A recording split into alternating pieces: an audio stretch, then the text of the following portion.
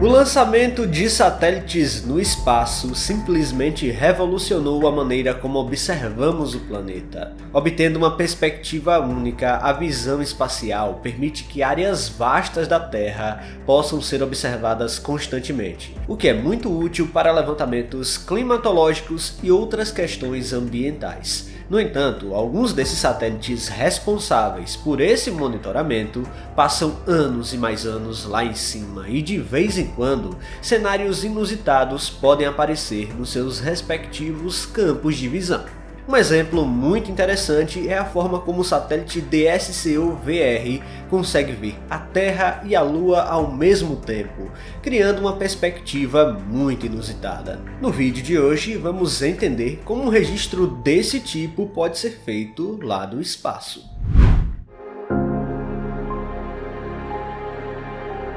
Certo, eu concordo que a imagem pode ser autoexplicativa para quem já está familiarizado com fotografia, mas esse tipo de cenário inusitado já vira motivo para muitas teorias de conspiração surgirem. Só que relaxa, não tem nada de absurdo e o trabalho que o satélite DSCO-VR faz é simplesmente fantástico.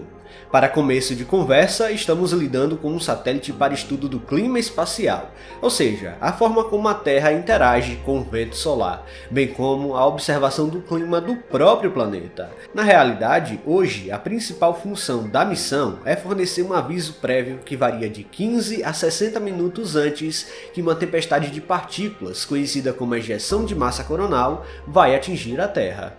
Esses dados obtidos pelo satélite melhoram e muito as nossas previsões quanto às tempestades geomagnéticas. A NASA e o NOAA, que é uma espécie de NASA só que do clima, argumentam que toda a tecnologia embutida no satélite é importantíssima para todo o bem-estar da humanidade, pois a nossa tecnologia pode ficar em risco sem esses avisos prévios emitidos pelo satélite. DSCO-VR é uma sigla em inglês que significa Observatório Climático do Espaço Profundo, pois está numa posição do espaço que não é comum para satélites no geral, e observa o nosso planeta no chamado Ponto de Lagrange, uma região a cerca de 1,5 milhão de quilômetros de distância, onde há uma espécie de equilíbrio gravitacional entre a Terra e o Sol.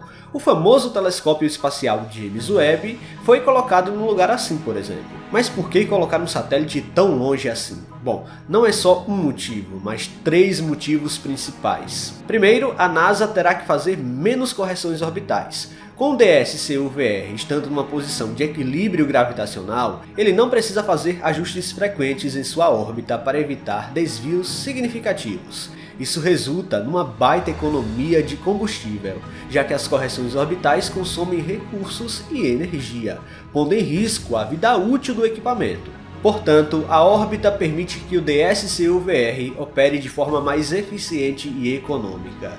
Segundo, a própria vida útil operacional. Devido à economia de combustível e à estabilidade orbital proporcionada pela posição no espaço, o DSCO-VR pode permanecer em seu local operacional por muito mais tempo do que se estivesse em uma órbita mais baixa. Isso estende a vida útil da missão e permite que o satélite continue a fornecer dados cruciais por um período prolongado. E por último, talvez até o mais importante de todos, é o alinhamento constante com a face terrestre. A órbita no ponto de Lagrange mantém o DSCO-VR permanentemente alinhado entre o Sol e a Terra.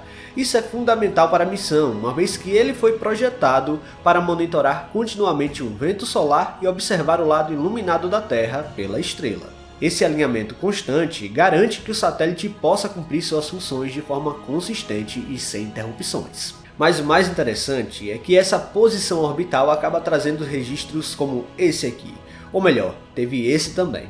Bom, mas o fato é que a posição do satélite traz um cenário interessante, onde a Lua causa meio que um eclipse da perspectiva do DSCO-VR. Quem não está familiarizado com a órbita do satélite e com a câmera embutida nele, pode ter certeza que vai estranhar a imagem, mas eu garanto para vocês que não há nada de estranho e é muito interessante a forma como ele consegue essas imagens. O DSCO-VR contém inúmeros instrumentos responsáveis pelos estudos que ele faz por lá. Um dos principais é o EPIC, uma sigla em inglês que significa Câmera de Imagem Policromática Terrestre, responsável por monitorar a Terra ininterruptamente.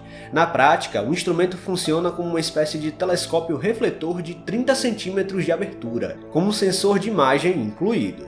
Em termos de eficiência óptica, a NASA diz que o telescópio consegue direcionar entre 70% a 80% dos fótons que entram nele diretamente para o sensor CCD, o que representa uma excelente eficiência nas imagens. Além disso, o equipamento ainda possui 10 canais de imagens, ou seja, é capaz de focar em diversos comprimentos de onda de luz para detectar gases na atmosfera e até estudar a vegetação do planeta. No quesito resolução, o sensor é capaz de fazer fotos com resolução máxima de 2048 por 2048 pixels, o que nem sempre é totalmente usado devido a fins de transferência de dados, mas o telescópio consegue fazer imagens tão nítidas da Terra que obtém uma resolução média de 25 km por pixel. Detalhe, apesar de ser um número impressionante, temos satélites com poder ainda maior de resolução.